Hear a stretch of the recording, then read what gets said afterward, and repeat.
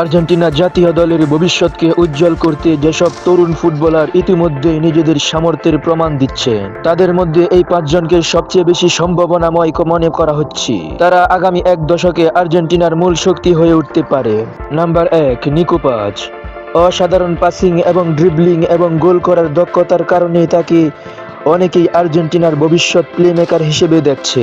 তিনি ইতিমধ্যেই জাতীয় দলের হয়ে অভিষেক করেছে। নাম্বার 2-এ আছেন ভ্যালেন্টিন বার্কু।